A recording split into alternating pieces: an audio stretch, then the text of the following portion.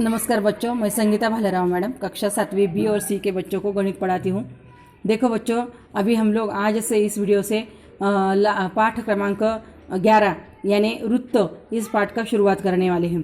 तो देखो, पिछले साल आप लोगों ने इसका जो पुनरावर्तन किया है, मतलब जो भी आपने पढ़ाई की है वृत्त के बारे में जो भी जानकारी ली है, तो इसके थोड़ा सा पुनरावर्तन जो है वो आज हम लोग इस वीडियो में देखने वाले हैं।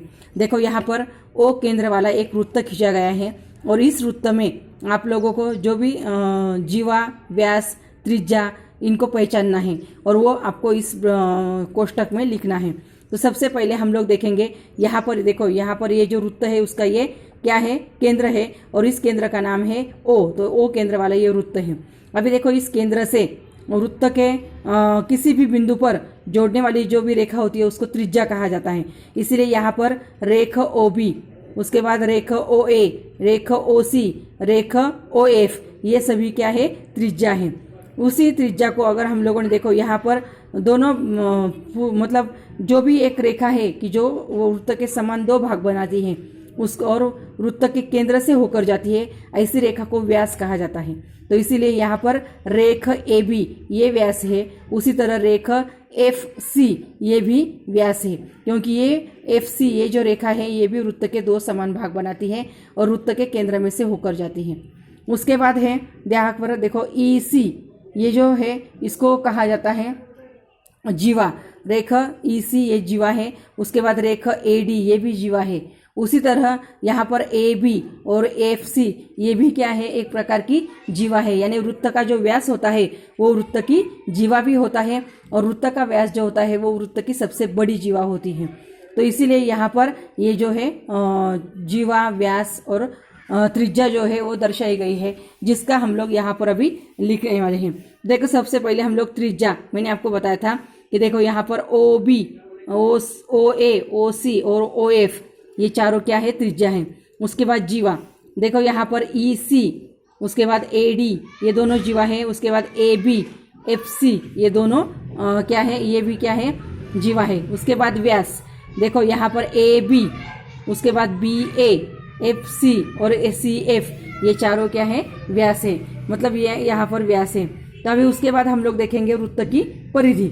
अभी वृत्त की परिधि किसको कहते हैं, तो देखो यहाँ पर एक बरनी दिखाई गई है और ये बरनी जो है इसके चारों ओर क्या किया है, धागे से उसको क्या किया है, लपेटा है और इस धागे से क्या किया है, इस बरनी का जो नाप जो है वो ले लिया है और नाप लेने के बाद पट्टी पर वो सीधा रखकर कितना सेंटीमीटर का है वो गिना गया है, उसको कहते हैं इस बरनी की परिधि। अभी देखो यहाँ पर नीचे जो तालिका दी है, इस तालिका में हम लोग परिधि और व्यास इसका क्या संबंध होता है वो हम लोग देखने वाले हैं। देखो, आपको घर पर ये कृति करनी है। देखो, कुछ वस्तुएं लेने की है। सबसे पहले चूड़ी लेने की है। तो इस चूड़ी जो है इसको बाहर से ही आपको धागे से लपेटना है और धागे से लपेटने के बाद वो जो धागा है उसको पट्टी पर उसकी लंबाई नापनी है। तो समझ लो, अभी ये चूड़ी है, इसकी लंबाई जो है धागे से हम लोगों ने नापी थी, मतलब धागे से इसको गोल अच्छी तरह से लिया था और उसके बाद पट्टी पर इसको नापा था, तो वो आ गई 19 सेंटीमीटर आ गई। अभी ये 19 सेंटीमीटर आ गई। तो अभी देखो, व्यास परिधि जो होती है वो बाहर से नापा गए हैं और व्यास जो होता है वो अंदर से, देखो ये दोनों इस तरह से नापा जाता है। तो वो आ गया, समझ लो 6 सेंटीमीटर। तो देखो 19/6 किया तो उत्तर कितना आ गया, 3.16। यानी परिधि और व्यास इनका अनुपात जो है वो कितना आ गया, 3.16। उसी तरह आप लोगों को एक थाली लेने की है और वृत्ताकार, और वो थाली भी आप लोगों को ऐसे उल्टी करनी है, उसको भी धागे से इस तरह से ही लपेट कर बाद में पट्टी पर उसका सेंटीमीटर गिनने का है और उसका भी परिधि और व्यास दोनों नाप कर उसका अनुपात निकालने का है। उसी तरह बरनी का ढक्कन लेने का है, उसका भी इसी प्रकार परिधि और व्यास जो है वो नापने का है और उसका भी अनुपात यहाँ पर लिखने का है। जैसे यहाँ पर करके दिखाए हैं उसी तरह ये बरनी का ढक्कन का भी आप लोग कर सकते हैं। उसके बाद है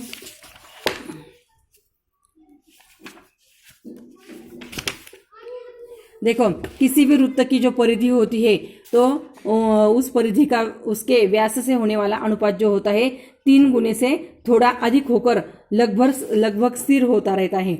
और यह स्थिर संख्या जो होती है वो पाई पाई नाम का ये जो ग्रीक अक्षर है इस अक्षर से दिखाई जाती है।